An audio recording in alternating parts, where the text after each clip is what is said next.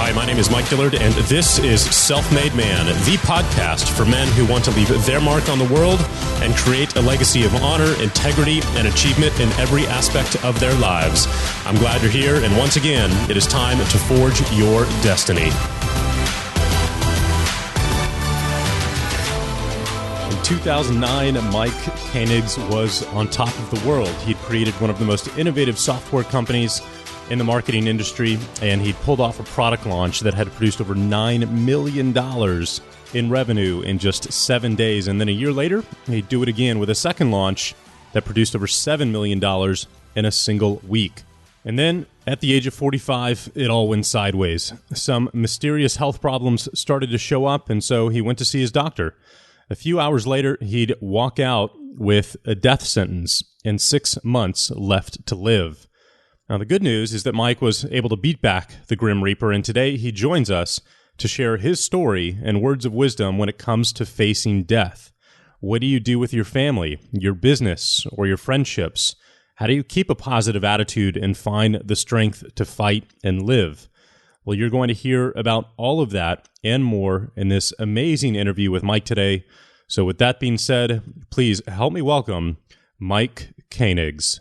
Welcome back, everybody. Mike Dillard here. And today we're going to be speaking to a friend of mine that I've known for, close to 10 years now, who's one of the original godfathers, if you will, of the internet marketing world. And he's had a ton of success under his belt, but he's also gone through a massive life-changing series of events and challenges over the last couple of years that have brought him a ton of perspective when it comes to life, to work, to family, and everything else. And so I thought I'd bring him on the show to share those stories and lessons learned with you. So with that being said, I would love to welcome Mr. Mike Koenigs to the podcast. Mike, thank you so much for being here. It's my pleasure, Mike. Thank you. Thank you very much. Absolutely. So you and I finally got a chance to catch up at the Baby Bathwater event in Utah a couple of months ago. And we had a great chat for about an hour and got to catch up on each other's lives. And it was interesting to find out that, both of us have, over the last couple of years, gone through the biggest challenges that we've ever gone through.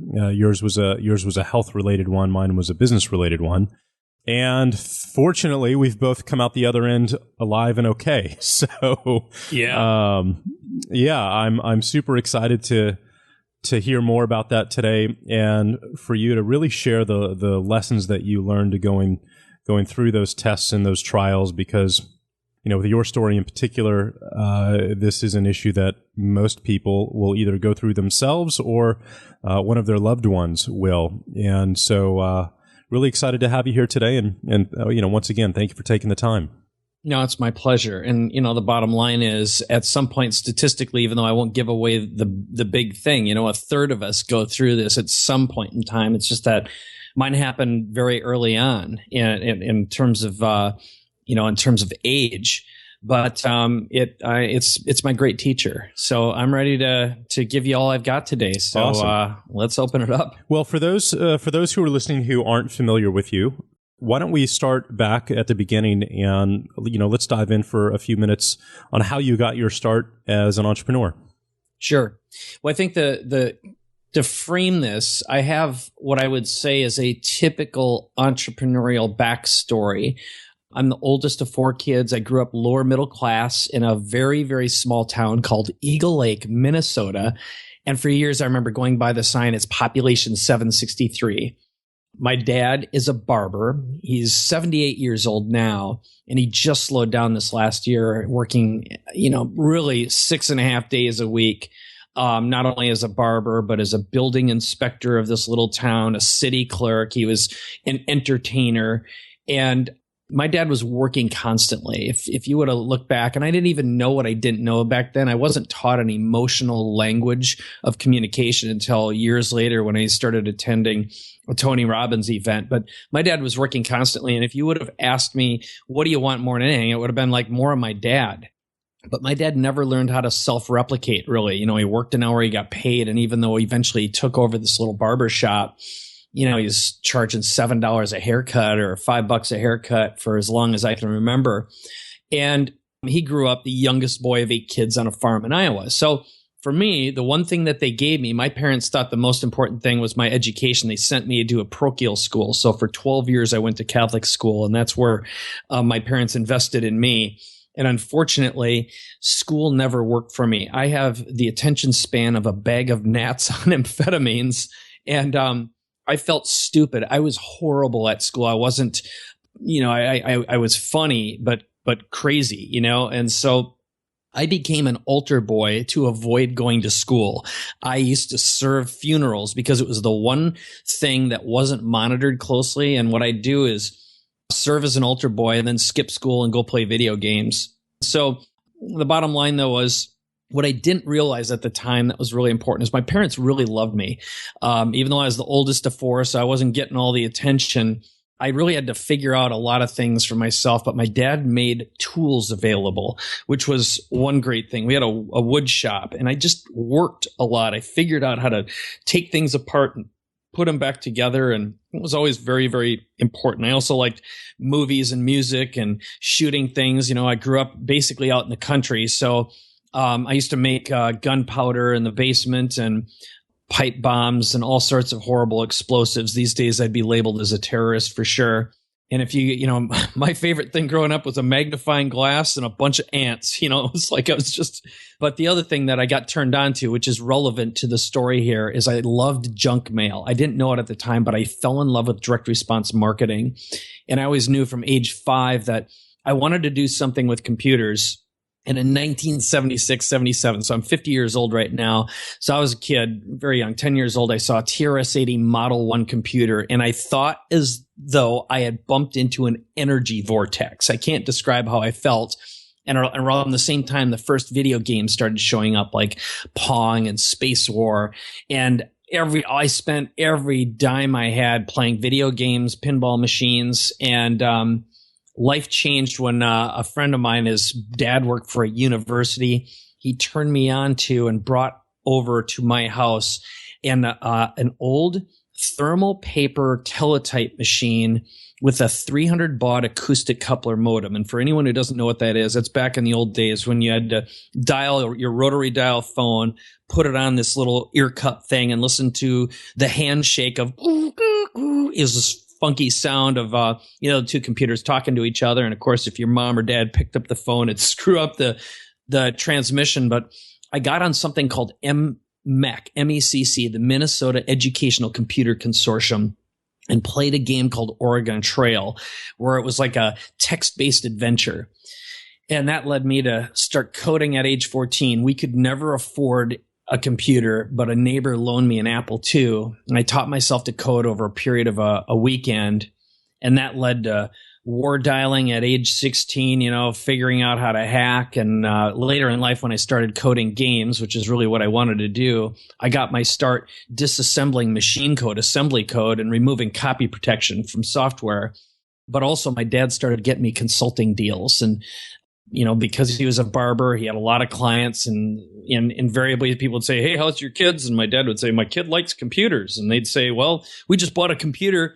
My accountant, or my secretary rather, doesn't even know how to use it. You think he could come over and show her how?" And he said, "I think so." And I started, instead of flipping burgers, I was coaching and consulting, and that led into writing code, because someone would say, "Hey, do you think you can write some code that'll do this?" And I didn't have any idea what I was doing, but I'd say yes. And next thing I taught myself how to write in Pascal and kind of a funky language called Modula 2, and later on the C language, and and basically things went on. So that was basically getting me through high school years.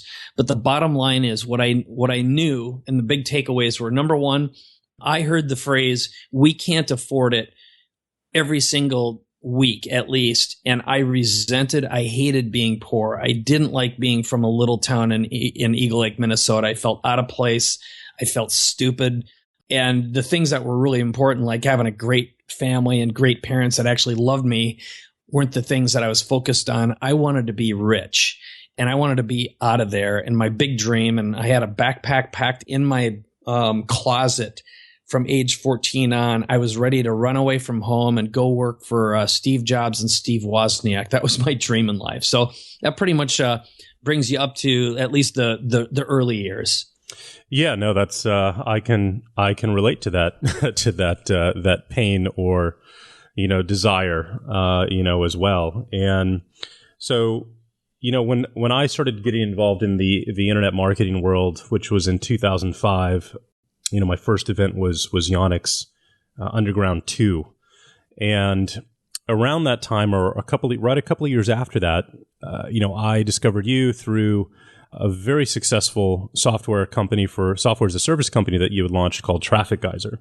And I remember that was just a huge thing and a very successful business for you. I don't know how that story ended or really, what happened from then, but I was like, oh, that's how I met Mike and what I know you from. So could you tell us a little bit about Traffic Geyser and what that meant for you and that period of your life?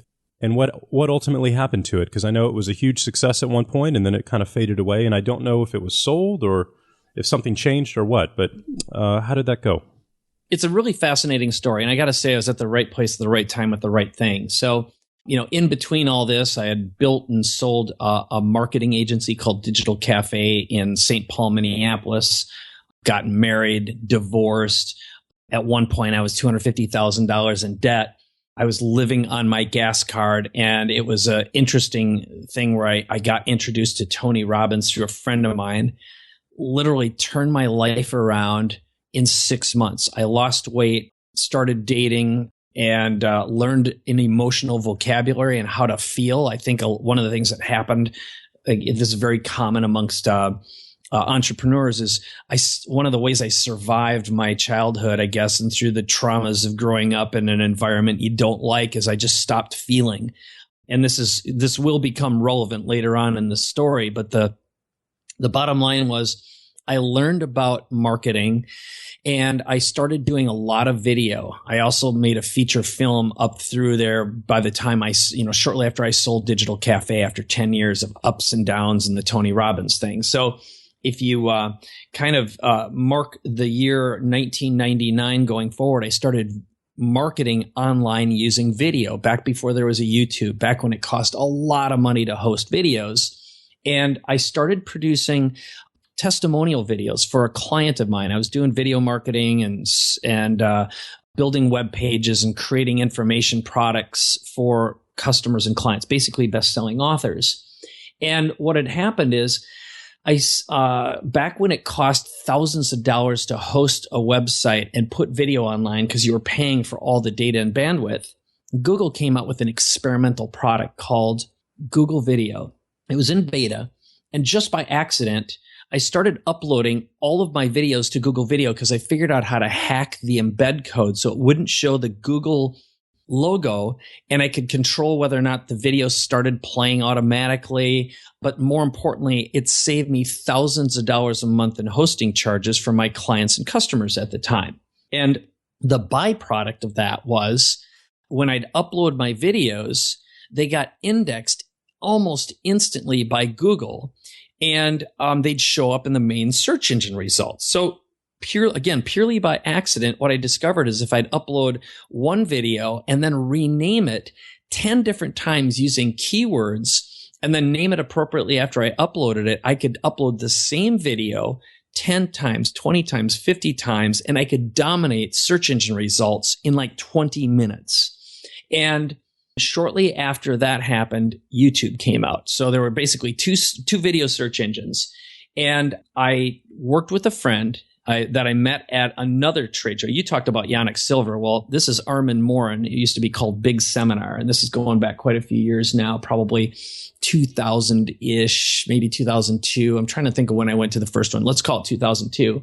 So I met this guy, told him about this little hack, and he said, I've got some programmers overseas. It's not Pakistan. I'm trying to think of what the hell. Nepal. That's where they were located. And I think they could probably help out. So these guys wrote a little code that allowed us to upload the video and essentially automate what I was doing manually.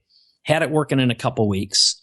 I told a guy about it, and he said, look, I'll give you $15,000. Actually, he's told me, I'll give you $5,000 right now if you let me use this thing. He saw right away, basically free organic traffic dominating search engines.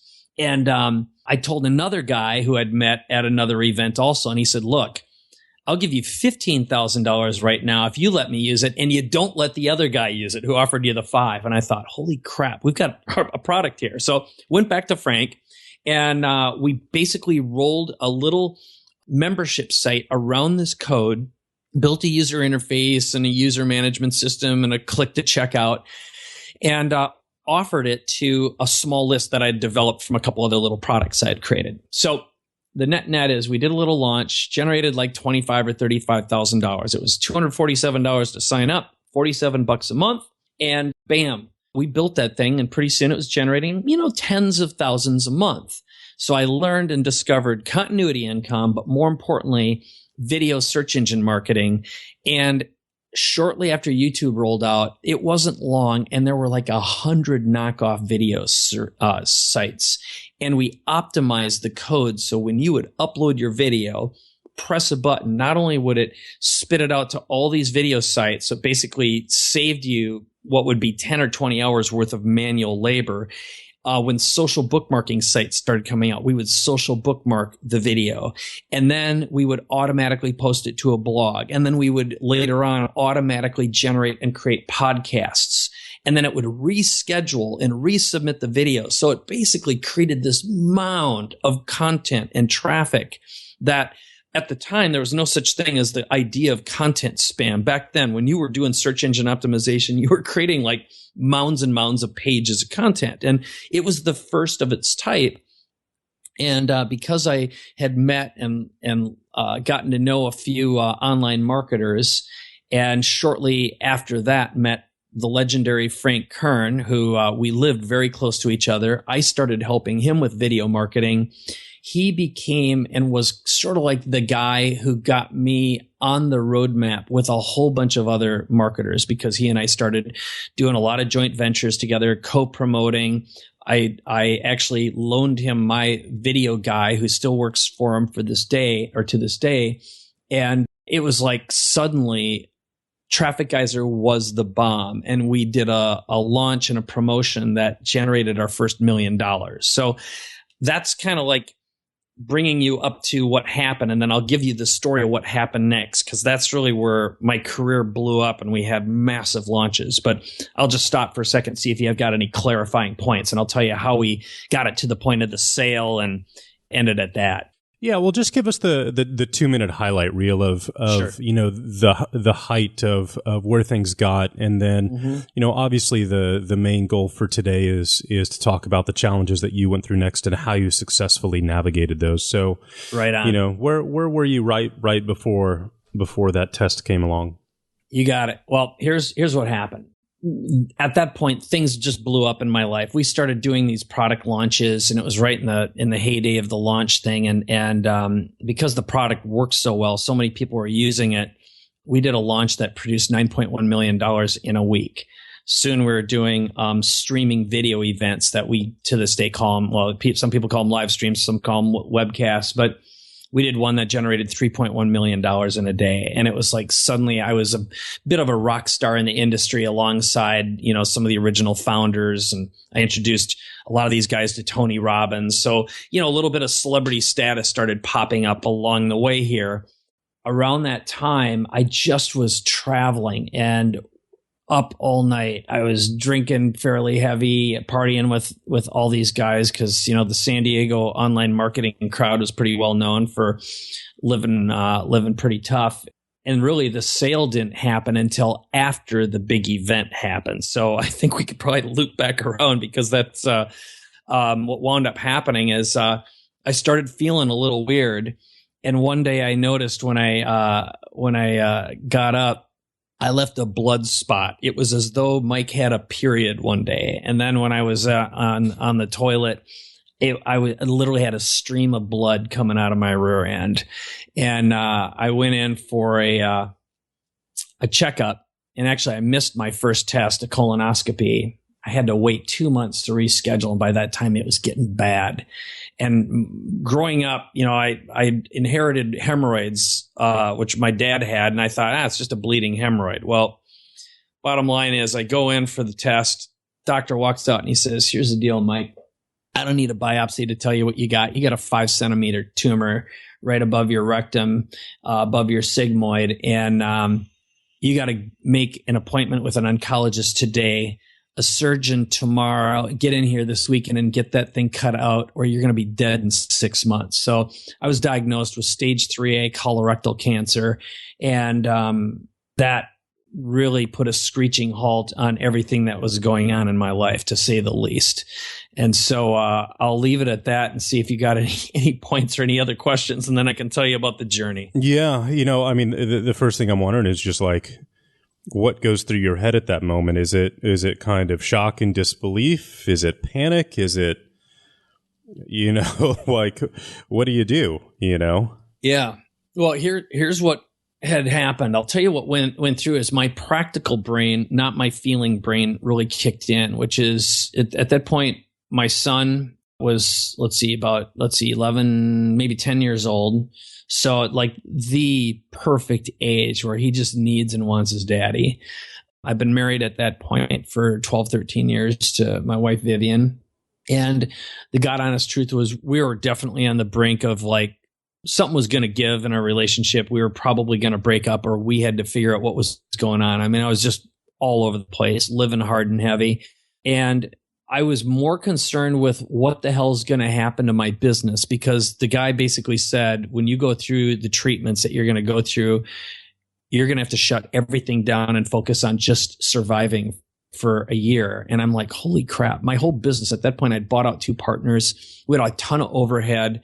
We were actually in a slightly downward spiral at that point due to all kinds of just dumb business decisions. And the biggest panic was, what the hell is going to happen to my family? Because my business would suck up my entire net worth in probably 6 or 8 months if I wasn't around to promote and market and that kind of thing. And I'm like, what the hell is going to happen to my family? I didn't have a horribly expensive lifestyle. So that was the first thing. It's kind of crazy. It wasn't like, oh, am I going to survive? It's like, what's going to happen to all this stuff that I've accumulated, which was just crazy. And obviously, am I going to be here for my son? What's going to happen? So, I wasn't terrified that I'd die. For some reason, I was never afraid, oh, that's going to be it. But I was more afraid of because I'd heard stories and, some of the things that happened, especially with colorectal cancer, and where I had it was, if you survive and go through surgery, chemotherapy, radiation, there's a high probability you're going to have a colostomy bag for the rest of your life, which wouldn't be very fun. The next thing is that you'd be impotent, because that's not an uncommon thing to happen. So I had my whole identity wrapped up as a man. And then I'm afraid that if this gets public, my entire client base is going to abandon me. So I was just, again, so wired for survival. Even though I had done an immense amount of personal development work, I was just worried about losing everything, not losing my life. It's just crazy. So clearly, and again, I didn't see it clearly at the time. I had a lot of work that I needed to do. Yeah, well, I mean, that forces you to take account of where you're at and how you're feeling, and what your priorities are in life. So, walk us through that process, mentally and emotionally, and I can't imagine it. So, yeah. Yeah. Well, here's basically what happens when you get diagnosed with cancer, and I wrote a letter to people that mattered to me and explained what was going on. And by the time I had a good, clear idea of what was happening, I was trying to figure out, okay, first of all, how am I going to protect and take care of my family? Well, the first thing is, can I survive this? Will I survive it? And what needs to be done? And of course, anyone who knows what's going on, people come out of the woodwork and start giving you advice like you wouldn't believe. Quacks and crazy people, and then your doctors are telling you one thing, and then you got your holistic people are telling you you don't need surgery, you don't need chemo, you don't need radiation, don't do that stuff. The whole cancer industry is a big scam, and all these guys want is your money, and don't listen to traditional doctors. And my wife used to work for Deepak Chopra, so we were surrounded with spiritually minded, integrative, holistic people. And if you search online when you get diagnosed, you don't know who or what to believe, right, and you are absolutely overwhelmed. So what did you do? Well, that is the question. So here's what I did. Thankfully, my wife had a background in insurance, and we talked to our doctors, and I ended up getting 11 second opinions about what to do. And so I made a commitment at that point that I'm going to do everything I can. So what was a known for sure, because when the biopsy came back, it was definitely, the tumor was cancerous, but they didn't know anything, and they wouldn't know anything until they did surgery. So made an appointment. First of all, I flew home to see my parents. I looked at them in the eyes, and I saw my entire family, and I just said, look, I've been diagnosed with stage 3 colorectal cancer. I know I'm going to be okay, but I just want you to look at you in the eyes and just say, if I got to say goodbye, I just want to be cool with you guys. And I did that with my sister, my 2 brothers too, and their families. And then I really made peace with my wife and my son. And I told my son, look, I know I'm going to be going through some treatment here. And I, explained best I could what cancer was to him. And I just said, there'll be times that I might be weak, but I'm going to be here for you. And it just means sometimes we're going to have to lay down instead of go out and play. And I might not be able to run as often and be as strong as I usually am. And so I went in, had the surgery, and wake up. The first thing I do is I look down and I'm like, all right, well, actually I turn to the doctor and I go, do I have a shit bag or not? And I go, no, we didn't have to give you a shit bag. We were able to do a successful surgery. And I go, well, are all the other parts working? He goes, as far as we know. I go, there's nothing. They said nothing's going to go wrong with that until later stuff. So, the surgery went okay, but it is rough. It is really rough and they ended up cutting out my entire sigmoid, a third of my rectum, stapling me together. And it takes about a week until it works again. The only good thing is you wake up with a push button connected to something called Dilaudid, which is a fabulous opiate.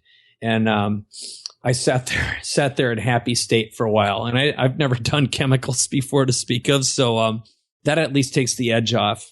But day later, the doctor came in, and one thing I did is I built massive rapport with all the doctors and nurses. And I really became very interested in them and what their business was. And the more interested you are in what's going on with you, the more interest they'll give to you and the more support and help they will. And I asked a lot of questions. The bottom line is she came in and my doctor actually cried.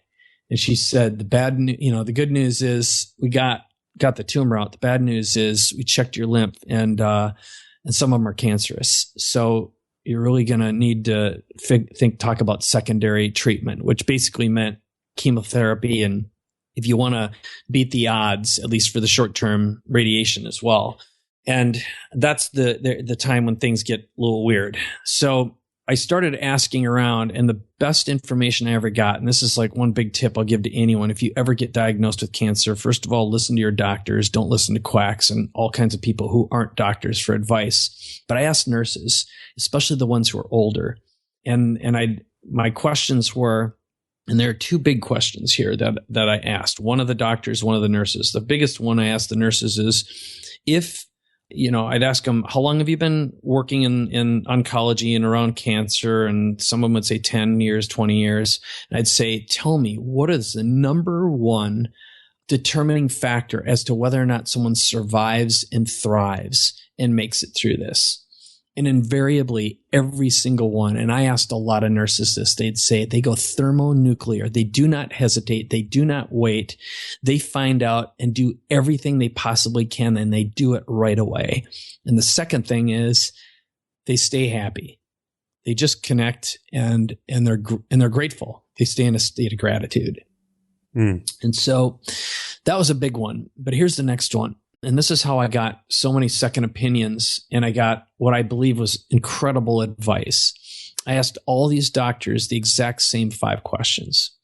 The first one was, I say, Doc, tell me what you have to tell me because you have to tell me as a doctor. And they'd tell me what they have to tell me, which is blah, blah, blah, blah, blah, blah, blah, blah, blah, which is that way they don't get in trouble, right? And I'd say, all right, tell me, what would you do and what advice would you give if I were your spouse? I'd get some advice and I'd say, okay, now, what would you do if I were your child? And the next thing is, what would you do if you were me? But then the next one, which is the most important of all, I think, is imagine that you walked into a bar.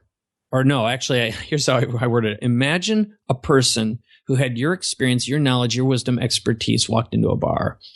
And another person walked in, sat down next to you, who had what I have. What would that person say to the other person? And it was so interesting because I got really, really fascinating information. People were a lot more willing to give me disassociated advice or ideas because they felt separated from that. And I ended up getting some advice from a doctor, for example, about radiation. One of them told me specifically where to not get radiation because there's a probability that someone would, I'd get zapped. And make a long story short, I ended up getting a port in my chest. And I went through 4 months of chemotherapy, which is grueling. And what winds up happening when you're going through that is you go get your shot. You feel good for a day because they're loading you up with what's it called? The sports hormone that makes your muscles grow. Help me out here. Not sure. Testosterone. All right. Testosterone. There you go. That's exactly what it is. So you feel good. And the next day you just feel like you've got the flu. I mean, you're just like crap. And you go downhill for like 4 days. And then over a period of the 2-week cycle, you go back up again. So basically you go in every 2 weeks, you sit in a chair for 4 hours and you get this drip inside you that's basically poisoning your body, to get rid of the cancer and to weaken your immune system until it's gone. And, it's like, it's before you die, but everything up to that. And look, chemo isn't for everyone, but based on where I was, my goal was survive for my child and also make sure I'm there. I wanted to just make it through that. And the net was what happened throughout the course of that is I really learned how to have compassion and empathy for my own body. But more importantly, anytime I'd see a kid going through this process, holy cow. I mean, just imagine. And, I had a great life. Look, at 46 at the time, I had lived a lot, I'd done a lot, accomplished a lot, had a kid, had a wife. But just imagine, if you had a 3-year-old child who gets diagnosed with cancer, I mean, they're just this innocent little baby. And man, did my heart bleed. So I just activated my heart again. It just hadn't been on.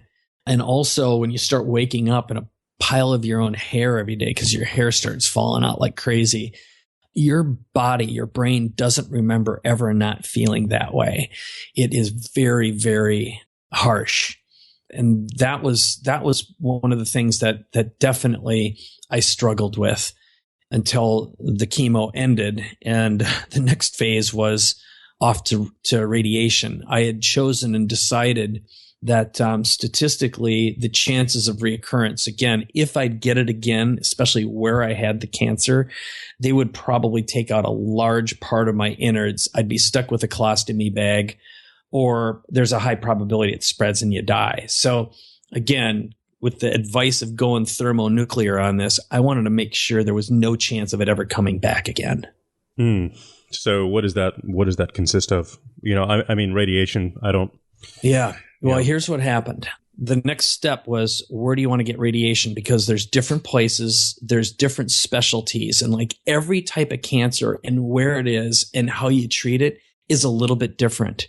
So we went on a quest for the best places you could possibly get radiation treatment. So my goal was to find the best radiation oncologist. So getting back to, if you want to survive cancer, first of all, take a lot of interest, ask a lot of questions, and find out from survivors what they did. Ask doctors that have been doing what they've been doing for a long, long time and ask them the 5 questions. Ask a lot of nurses. But the advice I got was find the best radiation colorectal oncologist you can find. And we went on a quest and it ended up coming out to, it was either MD Anderson, Sloan Kettering, or Duke in North Carolina. And I got on the phone with all 3 of these doctors and asked them the same questions, the same 5 questions. And the guy in Duke felt the best. I just went with my gut. And interestingly, that's where all this was taking place. But so what ended up happening is I recovered from a couple weeks of chemo. Interestingly, I'd been asked to Brennan Burchard and I were longtime friends, and he had a mastermind on an island somewhere in the Bahamas. So what I did is I traveled and I timed my treatments to start 2 days after a trip there. So I was recovering from all this chemo. I was weak, gray, had half my hair, and was shuffling to get around, and spent most of my days on the toilet at that point. But went there with my wife, and then flew directly to North Carolina. Basically what happens is you go in, and every day you go into a big laboratory. Well, first of all, you wake up and, again, in a pile of your own hair, feeling like hell. And you go in and you're basically buck naked. You lay down, you push your junk into a lead tray. There's a laser scanner doodad and a big machine that zaps you for a few seconds. Then it burns when you pee. That's the net. And while you're doing that, you're taking chemotherapy, oral chemo at the same time. So you're basically in there doing a treatment a day. And then I had weekends off. But the strange thing is, and this is what I've talked to other people who've gone through this, and it is so bizarre, but at some point, the pain your body experiences becomes high enough that your brain disassociates. At least mine did. So I'll tell you specifically what went on. I would lay there and from a physical point of view, I had about enough strength to be able to talk to, check in with at home, talk to my little boy, talk to my wife, talk to my business, because that thing was running at the same time. Interestingly, it was running better when I was away than when I was there. That's another story altogether. Big lesson for entrepreneurs. But I had an hour of strength a day. So for the most part, I just laid in the fetal position in bed. And, I just wake up, sweep the pile of hair off my pillow. And at the worst, I was on the toilet 37 times in one day, because nothing stays inside you. And again, you're just doing your best to just keep it going, drink a lot of water, eat whatever the heck you can. But I really learned how to pay attention to what my body was telling me. But more importantly, just experience as much compassion, as much gratitude as I could for my physical body. Just say thank you to God every day that I was still waking up, And I'm also grateful that my wife and my son, who were in San Diego, didn't have to see me, because there just wasn't any me to go around. It was like I was doing everything I could just to keep it together. But I just prayed. I just connected, and growing up, man, I was an angry atheist, followed by an angry agnostic, an agnostic. But I really, really reconnected. And it wasn't like, oh God, please let me survive. I was just like, I am so grateful for this gift to be reconnected with who I am, because I am not my body.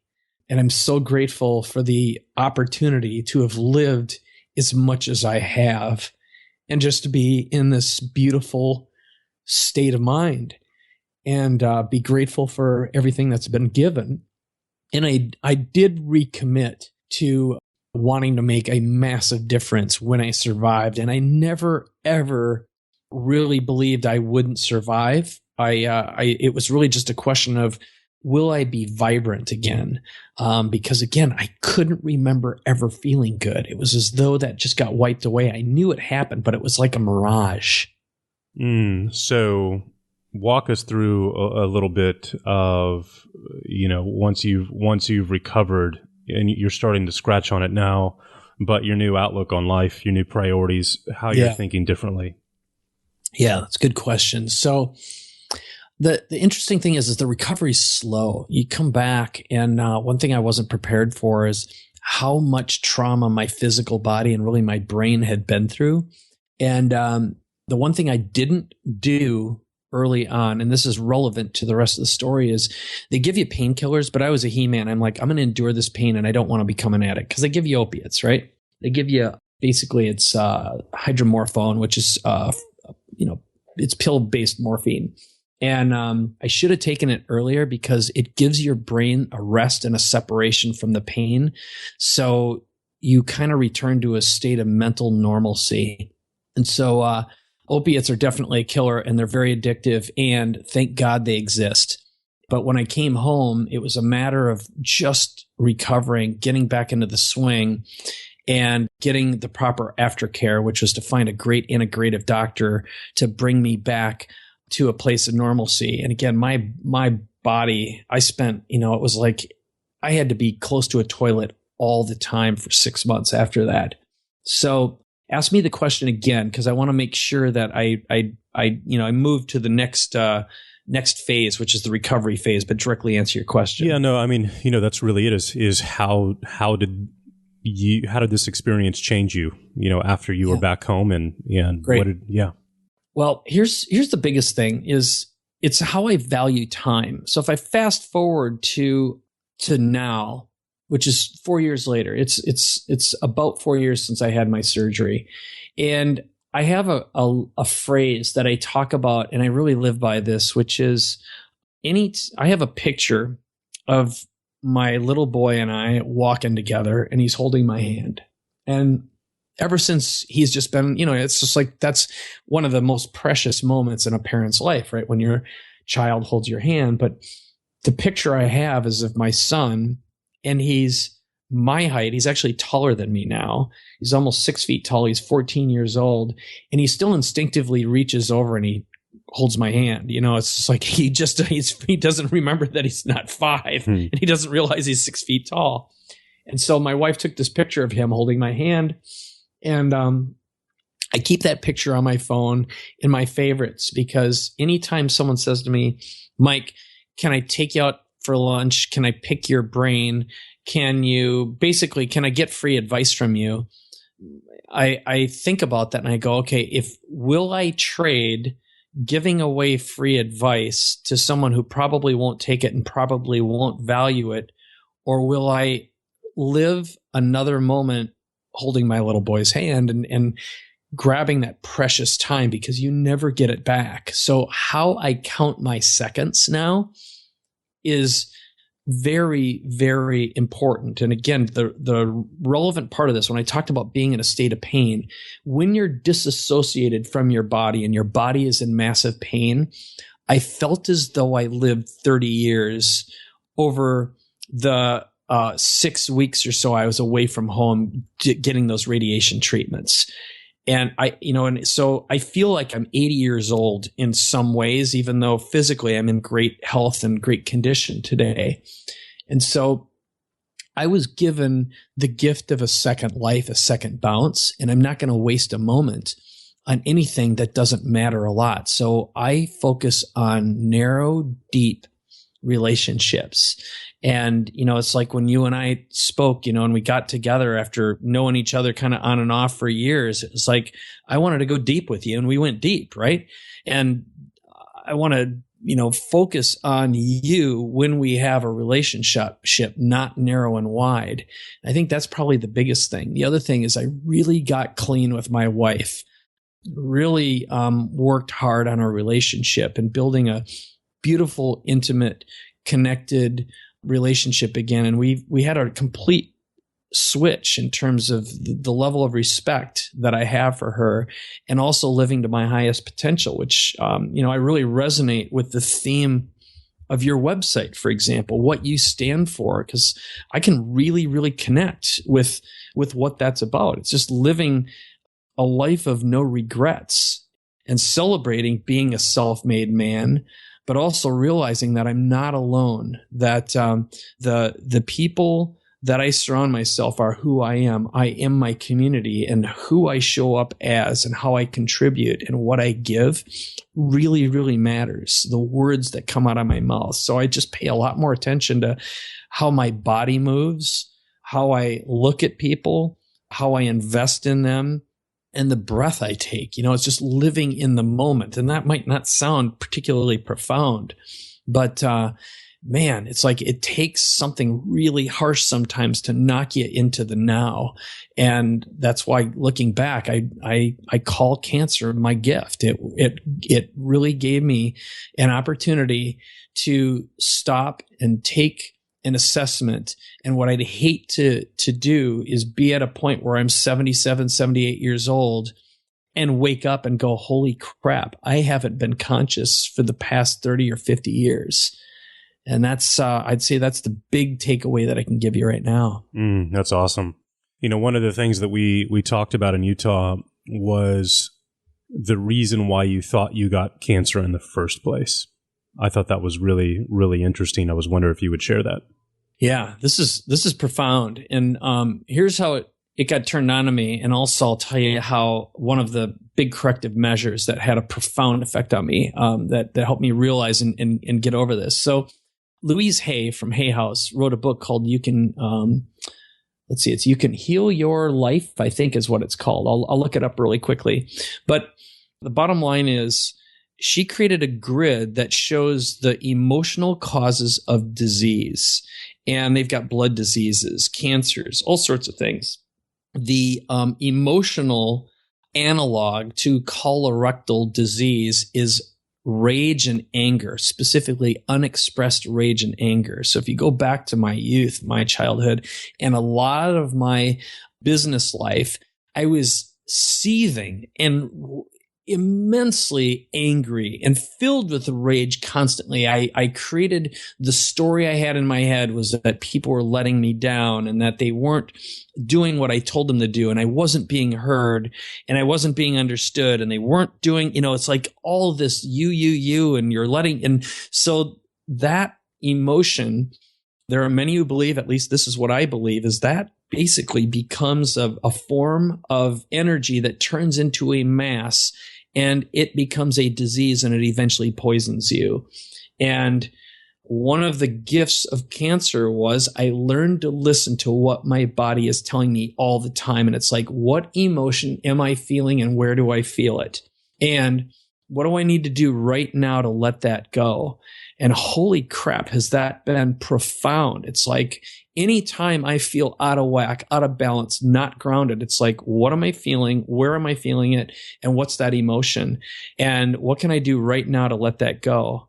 And the answer in virtually all situations is forgiveness, which is forgiving the illusion of someone else, which is really me. It's my interpretation of what I believe is happening to me. It's that victim mentality, and getting in a deep state of right now gratitude, total forgiveness, total gratitude, and it erases it.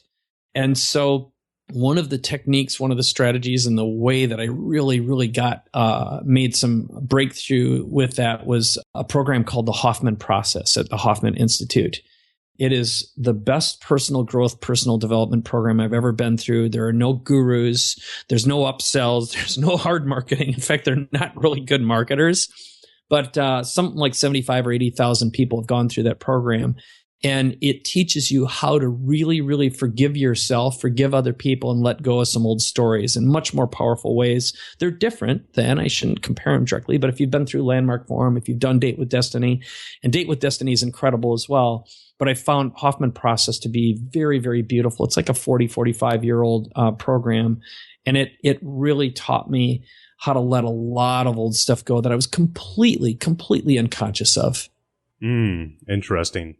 Yeah, it's amazing, the mind-body connection and how emotions do get stored and then you create your story to, either feed them or get rid of them. And it's all tied together. And unfortunately, none of us are ever taught this.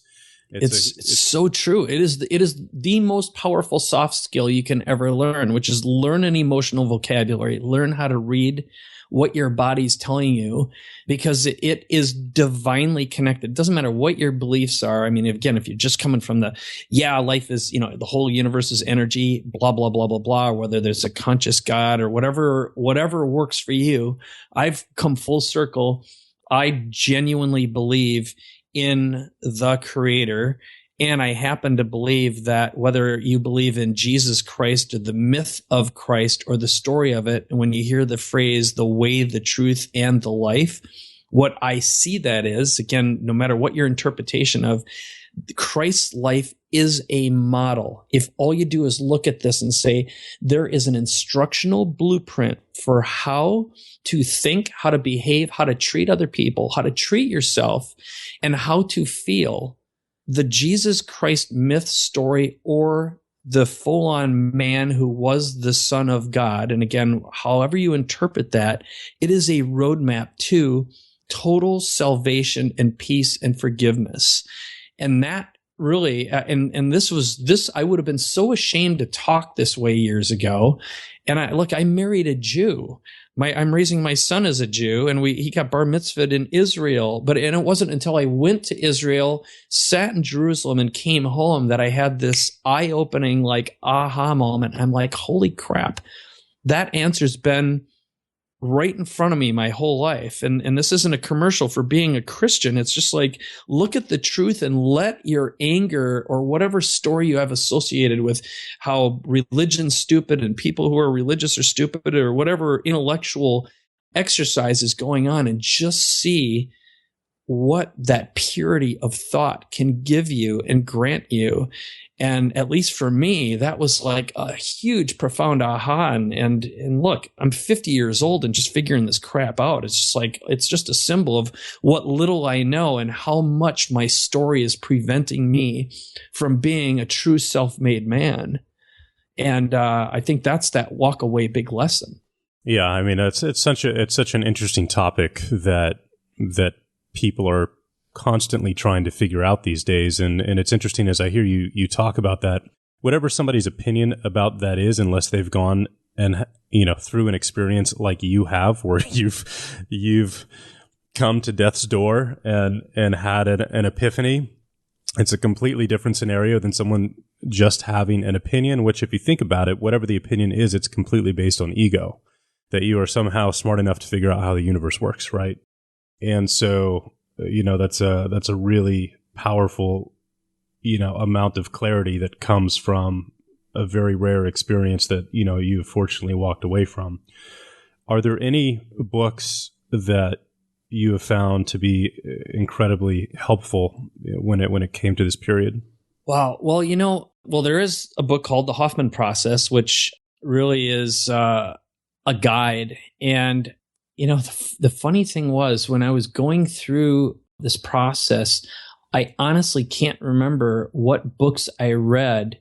What I found was the journaling and forgiveness process was the book that I kind of wrote a book while I was going through this. And I started on a topic that I call it the cancerpreneur, because one thing I did learn as I went through this was there was no support that I could find online for an entrepreneur going through cancer and finding a pathway, a clear pathway for, first of all, surviving it, knowing that you had to take care of your business, take care of your employees, take care of that side of things, and then how to help your marriage survive. Because I will tell you, I am so grateful and thankful that I was the one going through this and not my child or not my wife, because I could not bear to watch someone else almost die before my eyes. Because I remember looking at myself in the mirror and I'm like, I am a nasty, gray, dead looking dude.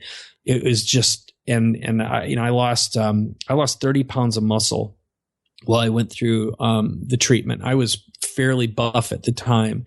And man, it went fast. So between your hair, your skin, the way your eyes look, I mean, it's just like you look dead.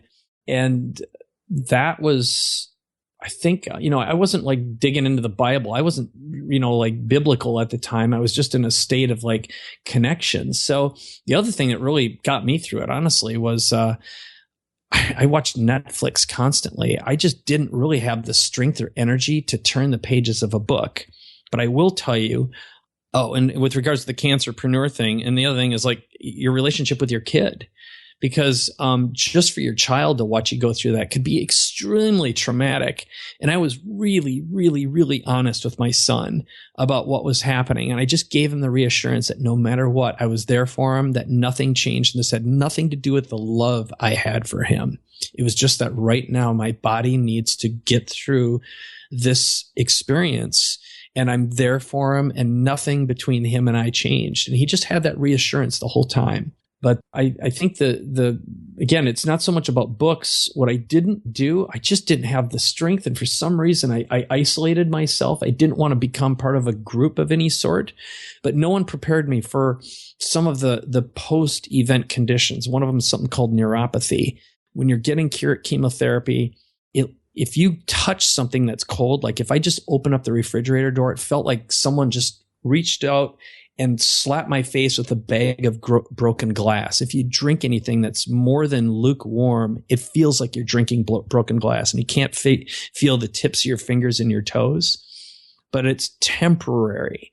It is, for now, even as ridiculously ancient sounding as it is, or backwards sounding, it's the best we have. Although the great news is cancer treatment, even in 4 years, has dramatically shifted and changed. It's a lot better. And we're not far away, I believe, from fixing it completely or being able to cure it. We're really close. Anyway, I know I'm not directly answering your question, but I think the resources that work best for me was deep connection, deep thought, but also the deep work. So wherever you can find a spiritual grounding, a spiritual base. But for me, it came down to forgiveness and empathy. And that came from self-forgiveness and going through the Hoffman process. That's awesome. Well, perfect. I mean, I think that's a huge takeaway in and of itself. So I'm feeling emotionally exhausted, and I'm just listening to you talk about it. But man, what a story! And obviously, I'm grateful that you've made it through it and that you're here and life is good. What are you focused on now? What are you excited about moving forward? Well, the second part of this story, which we won't get into, I know, but so when I got back, first of all, I was given let's put it this way, whether it was a message from God or whatever, it was like, sell your company now.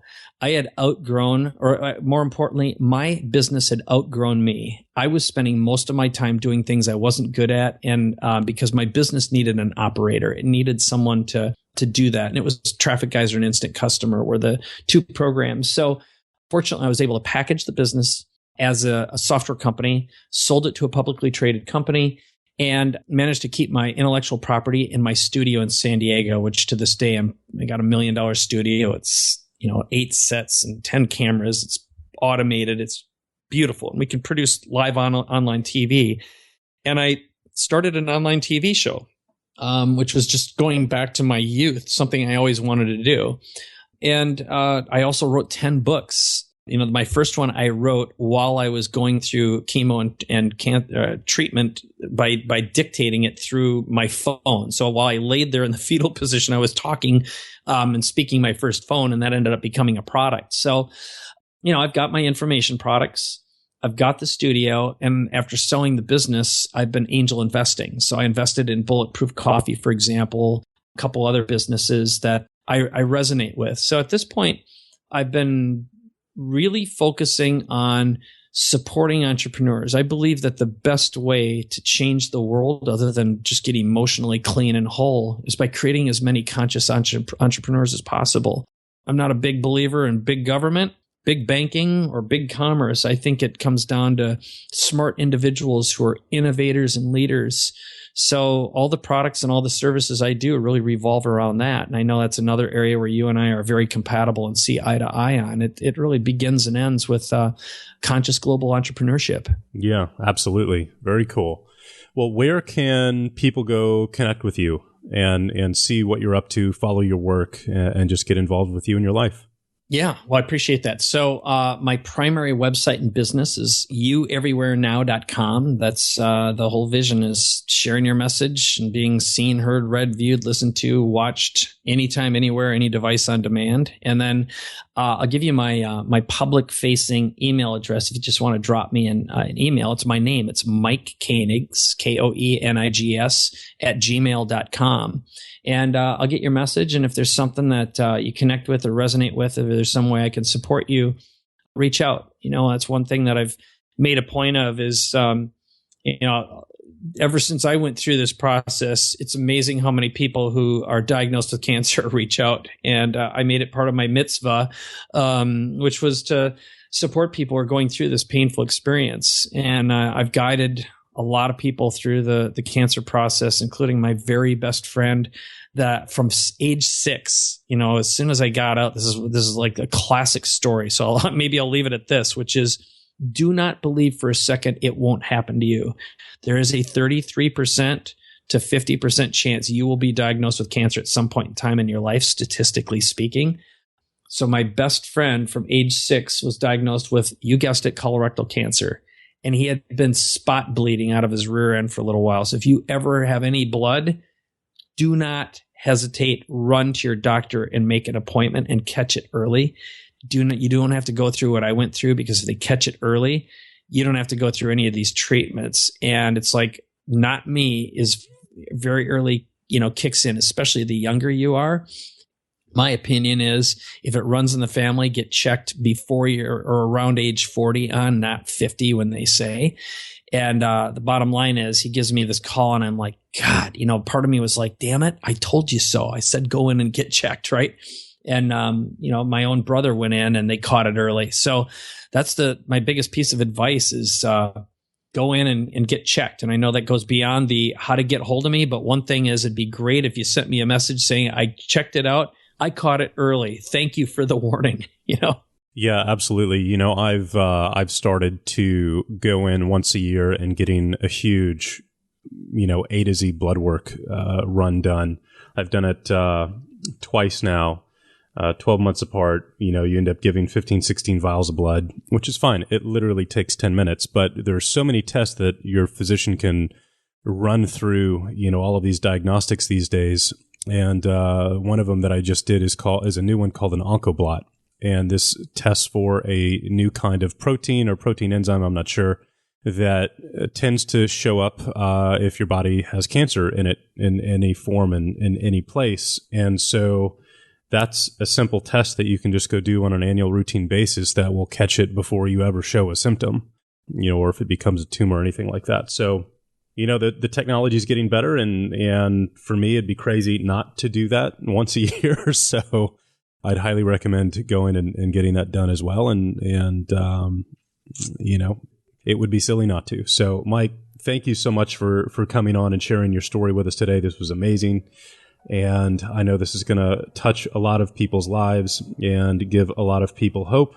And it has obviously given a lot of pragmatic advice to everybody else out there at this moment in time where they're at in their life. So thank you so much for taking the time today.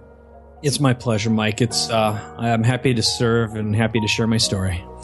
Awesome, guys. Well, connect with Mike. Send him an email if you were moved by this episode, and say thanks if you took as much value as I did today. I know he'd appreciate that very much. So, thank you all so much for joining us here today. And as always, we will see you next week. Take care.